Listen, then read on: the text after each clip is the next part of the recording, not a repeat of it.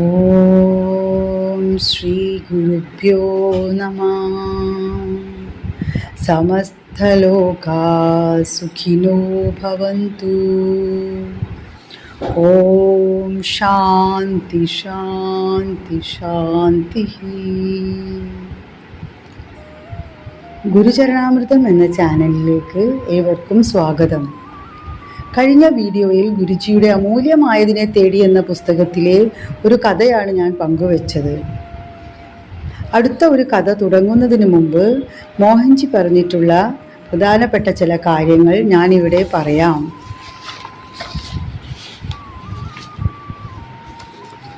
ഗുരുവിൻ്റെ കൃപ നമ്മളിൽ ഉണ്ടാവണമെങ്കിൽ അതിന് നമ്മൾ അർഹരായിരിക്കണം. ഗുരുക്കന്മാർ യാഥാർത്ഥ്യത്തെ അറിഞ്ഞവരാണ്. ഒരു ഗുരുവിൻ്റെ ഊർജവുമായി നമ്മൾ ബന്ധപ്പെടുമ്പോൾ ഒരു കണ്ണാടിയിൽ എന്ന പോലെ ആ ഊർജം ഗുരുവിൽ തട്ടി പ്രതിഫലിച്ചു നമ്മളിൽ തന്നെ തിരിച്ചു വരുന്നു.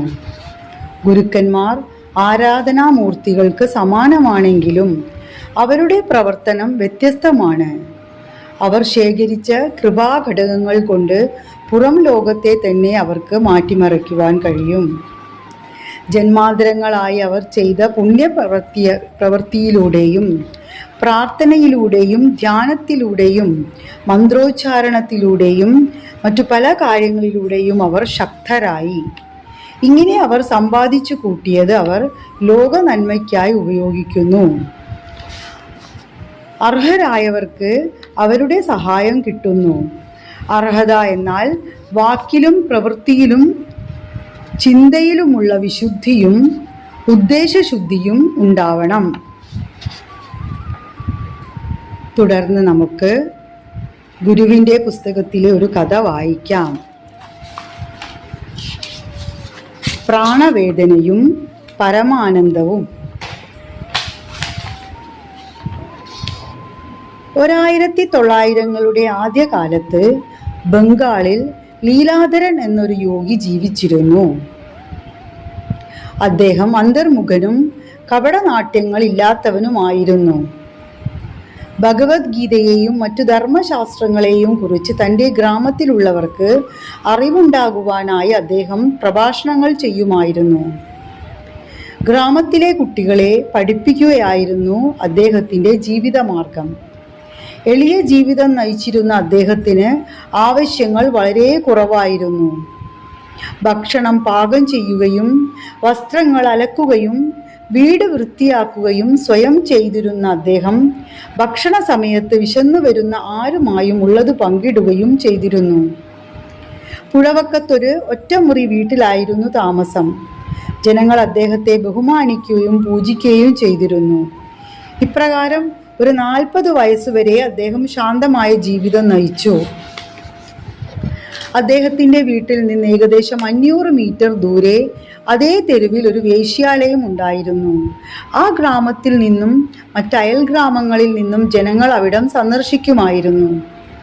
ഒരു ദിവസം ലീലാധരൻ ഈ വേശ്യാലയം സന്ദർശിക്കുന്നത് ആളുകൾ ആശ്ചര്യപൂർവം ഒരു ഞെട്ടലോടെ കണ്ടു. എങ്കിലും ആരും അതേപ്പറ്റി അദ്ദേഹത്തോട് ചോദിക്കുവാൻ ധൈര്യപ്പെട്ടില്ല.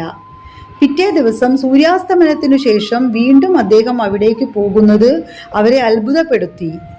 ഇതൊരു പതിവായി. പുതിയതായി അവിടേക്ക് കൊണ്ടുവരപ്പെട്ട ഒരു ചെറുപ്പക്കാരിയുടെ മുറിയിൽ എല്ലാ ദിവസവും രാത്രി മുഴുവൻ അദ്ദേഹം കഴിച്ചുകൂട്ടിയിരുന്നു. പ്രത്യക്ഷത്തിലുള്ള ഈ ദൗർബല്യം അദ്ദേഹത്തിൻ്റെ പ്രതിച്ഛായയെ വളരെയധികം കളങ്കപ്പെടുത്തി. ഗ്രാമവാസികളുടെ മുമ്പിൽ അദ്ദേഹത്തിൻ്റെ വില വളരെ ഇടിഞ്ഞു. അദ്ദേഹത്തിൻ്റെ പ്രഭാഷണങ്ങളിൽ ആരും പങ്കെടുക്കാതെയായി. കുട്ടികളെ പഠിപ്പിക്കാൻ അയക്കാതെയായി. അദ്ദേഹത്തിന് ഒരു വരുമാന മാർഗവും ഇല്ലാതെയായി. കടുത്ത ദാരിദ്ര്യവുമായി. കുറേ ദിവസം ഗ്രാമത്തിൽ കിട്ടിയ ജോലി ചെയ്ത് കഴിച്ചുകൂട്ടി. താമസിയാതെ ആരും ഒരു ജോലിയും കൊടുക്കാതെയായി. അദ്ദേഹം നടന്ന് യാചിക്കാൻ തുടങ്ങി. എങ്ങനെയൊക്കെയോ രാത്രി ആ സ്ത്രീയുടെ കൂടെ കഴിയുവാനുള്ള പണമുണ്ടാക്കി. എന്തു വന്നാലും ആ സ്വഭാവം മാറ്റുവാൻ അദ്ദേഹം തയ്യാറായില്ല.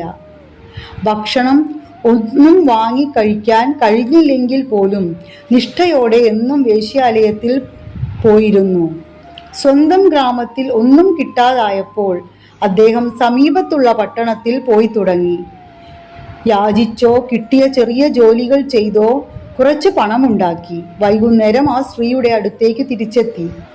കുലധർമ്മത്തിനു ചേരാത്ത ജീവിതം നയിച്ചതിൻ്റെ പേരിൽ കുറെ ചെറുപ്പക്കാർ ചേർന്ന് അദ്ദേഹത്തെ തല്ലി, വീട് അടിച്ചു കേടുവരുത്തി, അദ്ദേഹത്തെ കൊല്ലുമെന്ന് പോലും ഭീഷണി മുഴക്കി. സാമൂഹ്യ മര്യാദകൾ ലംഘിച്ചതായി ആരോപിച്ച് അവർ അദ്ദേഹത്തെ ബലം പ്രയോഗിച്ച് ഗ്രാമത്തിൽ നിന്നും പുറത്താക്കാനുള്ള ശ്രമം വരെ നടത്തി. എന്നാൽ താൻ ചെയ്യുന്ന ദുഷ്കർമ്മങ്ങളുടെ ഫലം അയാൾ സ്വയം അനുഭവിച്ചുകൊള്ളും എന്ന് പറഞ്ഞ് ഗ്രാമത്തിലെ മുതിർന്നവർ പുറത്താക്കൽ നടപടി വേണ്ടെന്ന് വെപ്പിച്ചു. ആ വേശ്യാലയം സന്ദർശിച്ചിരുന്ന മറ്റു ചിലർ ആ സ്ത്രീയെപ്പറ്റി ജിജ്ഞാസുക്കളായി. മറ്റുള്ളവർ വരുന്നതിന് മുമ്പ് തന്നെ ലീലാധരൻ എത്തിക്കഴിഞ്ഞിരിക്കും എന്നതുകൊണ്ട് മറ്റാർക്കും ആ യുവതിയെ കാണാൻ അവസരമുണ്ടായില്ല. ആ അജ്ഞാതയോടൊത്ത് ഒരു രാത്രി കഴിച്ചു കൂട്ടുവാനായി കൂടുതൽ പണം നൽകുവാനും വേശ്യാലയത്തിന്റെ ഉടമയായ സ്ത്രീക്ക് കൈക്കൂലി കൊടുക്കുവാനും അവർ തയ്യാറായി. ആവശ്യക്കാർ കൂടിയപ്പോൾ ഉടമസ്ഥ ലീലാധരനെ ഭീഷണിപ്പെടുത്തി. ഒരു രാത്രിക്ക് നിശ്ചയിച്ചിരുന്നതിനേക്കാൾ കൂടുതൽ തുക ഈടാക്കുകയുണ്ടായി. അങ്ങനെ ദിവസം തോറും വർദ്ധിച്ചുകൊണ്ടിരുന്ന നിരക്കിന് പണമുണ്ടാക്കാൻ അദ്ദേഹം വളരെയധികം അധ്വാനിക്കേണ്ടതായി വന്നു. എന്നിട്ടും ആ ദിനചര്യയ്ക്ക് ഒരു മാറ്റവും വരികയുണ്ടായില്ല. ഈ പതിവ് 5-6 വർഷം തുടർന്നു. പെട്ടെന്നൊരു ദിവസം ആ സ്ത്രീക്ക് അസുഖം ബാധിക്കുകയും രക്തം ഛർദ്ദിക്കുകയും ചെയ്തു. ഉടൻ ആശുപത്രിയിൽ എത്തിച്ചുവെങ്കിലും അന്ന് വൈകുന്നേരം അവർ മരിച്ചുപോയി. ഒരു വേശ്യയുടെ ശരീരം ഏറ്റുവാങ്ങാൻ ആരും ഉണ്ടായില്ല.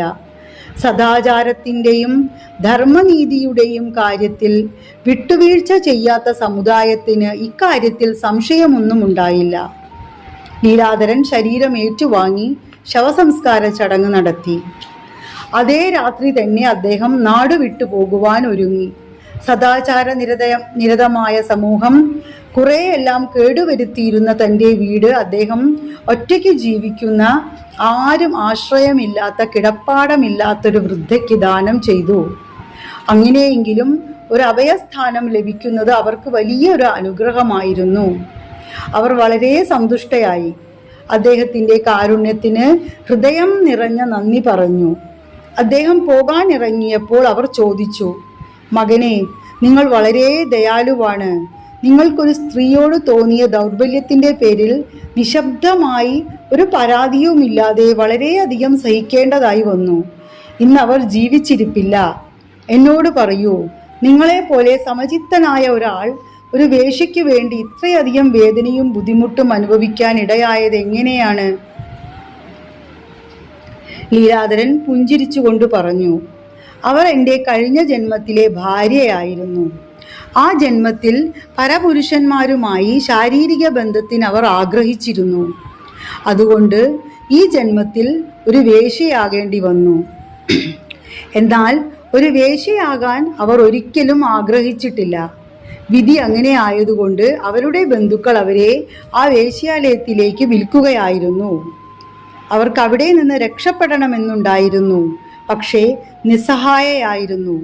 സ്വാതന്ത്ര്യം വില കൊടുത്തു വാങ്ങുവാനുള്ള പണം അവരുടെ കൈവശമുണ്ടായിരുന്നില്ല. അവരെ രക്ഷപ്പെടുത്തുവാനുള്ള പണം എൻ്റെ കയ്യിലും ഉണ്ടായിരുന്നില്ല. അതുകൊണ്ട് അവർ മരിക്കുന്ന ദിവസം വരെ എല്ലാ രാത്രികളിലും ഞാൻ അവർക്ക് കാവലായിരുന്നു. രാത്രി മുഴുവൻ ഞാൻ ധർമ്മശാസ്ത്രാദി ഗ്രന്ഥങ്ങളും ദിവ്യന്മാരായ ഗുരുക്കന്മാരുടെ ഉപദേശങ്ങളും പഠിപ്പിക്കുകയായിരുന്നു. ഞങ്ങൾ ഉറങ്ങാറില്ല. അവർ പകൽ സമയത്തുറങ്ങും. ഞാൻ ആ സമയത്ത് വൈകുന്നേരം അവരെ വീണ്ടും കാണാൻ വരാനുള്ള പണം ഉണ്ടാക്കാനായി ജോലി ചെയ്യും.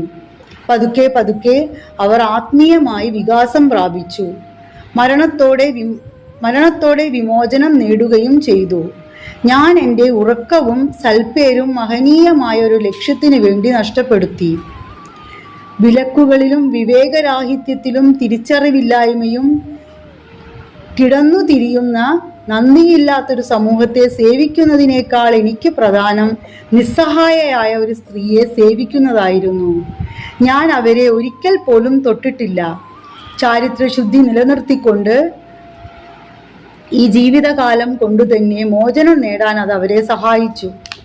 കഴിഞ്ഞ ജന്മത്തിൽ എൻ്റെ ഭാര്യ എന്ന നിലയ്ക്ക് എന്നെ സേവിച്ചതിൻ്റെ കടം അവർക്ക് പ്രത്യുപകാരം ചെയ്തുകൊണ്ട് ഞാൻ കൊടുത്തു തീർക്കുകയായിരുന്നു. ഇത് ജനന മരണ ചക്രത്തിൽ നിന്നുള്ള എൻ്റെ മോചനത്തെയും സഹായിക്കും. ഇനി എനിക്ക് ഇവിടെ ഒന്നും ചെയ്യേണ്ടതായിട്ടില്ല. ഞാൻ അതുകൊണ്ട് ഹിമാലയത്തിലേക്ക് പോകുകയാണ്. എൻ്റെ മോചനത്തിനുള്ള സമയം അടുത്തു വരുന്നു. തിരിഞ്ഞു നോക്കാതെ അദ്ദേഹം നടന്നുപോയി. അതിനുശേഷം ഈ കഥ തമ്മിൽ പറഞ്ഞും കേട്ടും നാട്ടുകാരെല്ലാം അറിഞ്ഞു. കുലീനനായ ഉത്തമനായ ഒരു മനുഷ്യനെ പീഡിപ്പിച്ചതിൽ ഗ്രാമവാസികൾക്ക് കുറ്റബോധം തോന്നി. അദ്ദേഹത്തെ തിരിച്ചു കൊണ്ടുവരുവാനായി ചിലർ അന്വേഷിച്ചു നോക്കുകയും ചെയ്തു. വളരെ വൈകിപ്പോയി. ഒരു മേൽവിലാസവും കൊടുത്തേൽപ്പിച്ചിട്ടില്ല അദ്ദേഹം പോയത്. നമ്മുടെ സാമൂഹിക ദൃഷ്ടിയിൽ നാം കാണുകയും മനസ്സിലാക്കുകയും ചെയ്യുന്നതല്ല ജീവിതം. നമുക്ക് അറിയാൻ കഴിയുന്നതിന് അപ്പുറത്താണത്. നമ്മുടെ പരിമിതമായ ബുദ്ധിയും ധാരണാതലങ്ങളും വെച്ച് നമുക്കൊരാളുടെ പ്രവൃത്തികളെക്കുറിച്ച് ഒരിക്കലും തീർപ്പ് കൽപ്പിക്കുവാനാവില്ല. പ്രത്യേകിച്ച് അത് ശരിക്കും വിമോചനം ലഭിച്ചൊരു സിദ്ധനെ കുറിച്ചാകുമ്പോൾ. വിമോചനം നേടിയ ദിവ്യന്മാരെ എല്ലാം പീഡിപ്പിച്ചതിൻ്റെയും കൊന്നതിൻ്റെയും ചരിത്രമാണ് നമുക്കുള്ളത്. വിശേഷിച്ച് അവർ ധനികരോ ജനസമ്മതിയുള്ളവരോ ആയിരിക്കുകയാണെങ്കിൽ. സ്ഥൂലത്തിന് സൂക്ഷ്മമായതിനെ മനസ്സിലാക്കുവാനാവില്ല. സൂക്ഷ്മത്തിന് സ്ഥൂലത്തിനെ മനസ്സിലാക്കാൻ കഴിയും. പക്ഷേ സാധാരണയായി അത് ഇടപെടാറില്ല. ആത്മാവ് ബോധമനസ്സിൻ്റെ പ്രവർത്തനങ്ങളിൽ ഇടപെടാത്തതുപോലെ എത്ര കൂടുതൽ സൂക്ഷ്മതയിലേക്ക് നീങ്ങുന്നുവോ അത്രയും കൂടുതൽ നാം ആത്മാവിനോടടുക്കുന്നു. അപ്പോൾ നമ്മുടെ ജീവിതം സാമൂഹിക ചട്ടക്കൂടിനകത്ത് ഒതുങ്ങിയതാവണമെന്നില്ല. സാധാരണക്കാരൻ്റെ ബോധത്തിന് അറിയാനും മനസ്സിലാക്കാനും കഴിയുന്നതിനുമപ്പുറമുള്ള കുറേ കൂടി വിശാലമായ ഒരു ധർമ്മത്തിന് അനുസരിച്ചായിരിക്കും നമ്മുടെ ജീവിതം. ഇതോടുകൂടി ഈ കഥ ഇവിടെ അവസാനിക്കുന്നു. മറ്റൊരു വീഡിയോയുമായി വരുന്നത് വരെ എല്ലാവർക്കും നന്ദി, നമസ്കാരം. ജയ് മോഹൻജി.